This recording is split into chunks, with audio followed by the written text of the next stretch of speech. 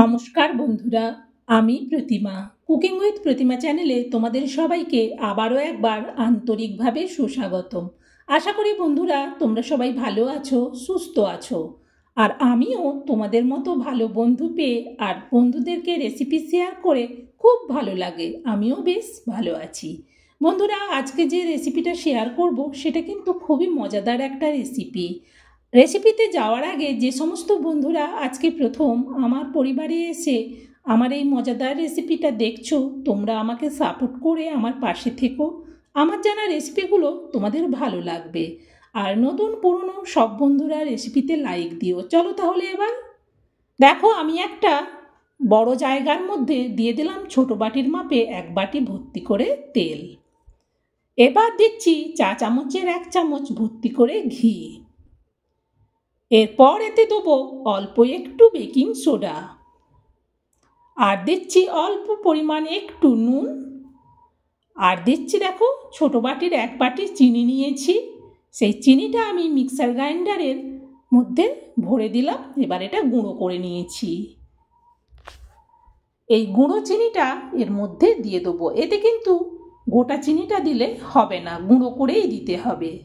এরপর এটা ভালো করে মিশিয়ে নেব। বেশ খানিকক্ষণ ধরে এই তেলের মধ্যে গুঁড়ো করা চিনিটাকে মেশাতে হবে।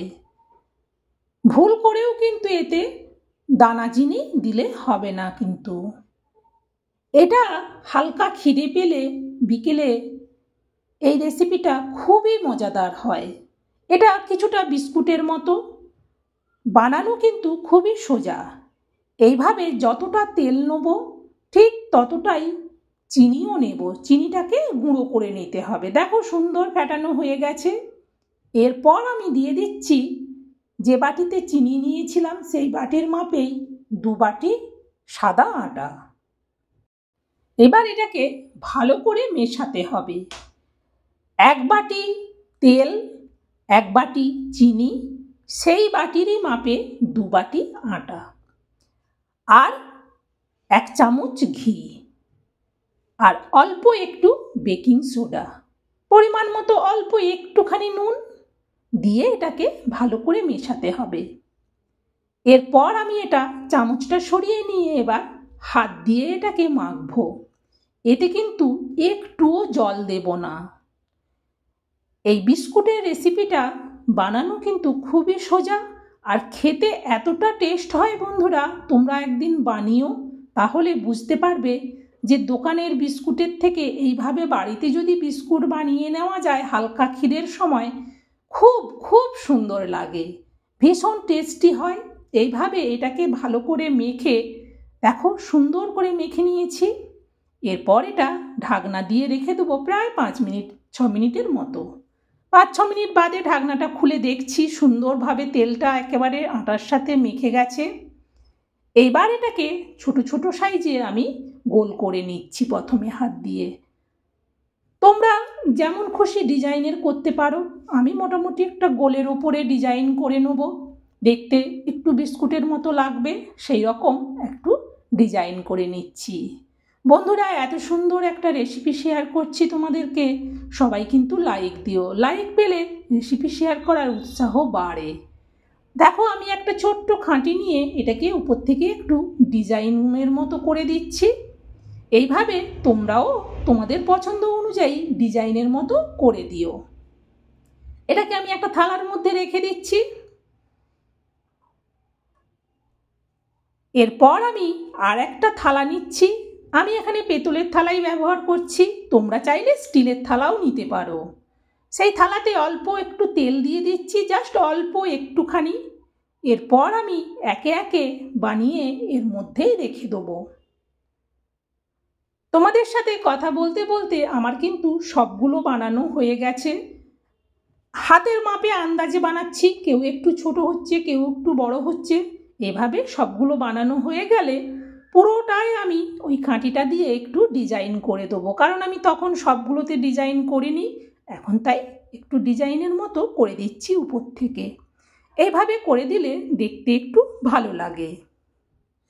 এরপর আমি এতে দিয়ে দেবো দেখো এই খাঁটি দিয়ে, যেই খাঁটিটা দিয়ে ডিজাইন করছিলাম সেই খাঁটিটা দিয়েই একটু এইভাবে ফুটো ফুটো করে দিচ্ছি।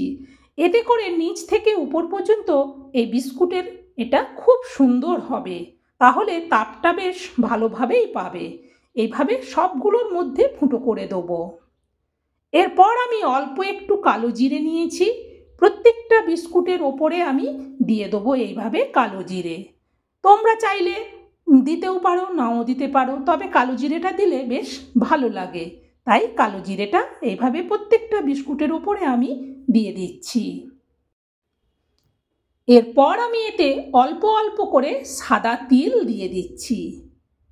এই তিলটা দিলেও কিন্তু বেশ সুন্দর লাগে খেতে, সেই জন্যে তিলটাও দিয়ে দিলাম। দেখো পুরো এবার রেডি।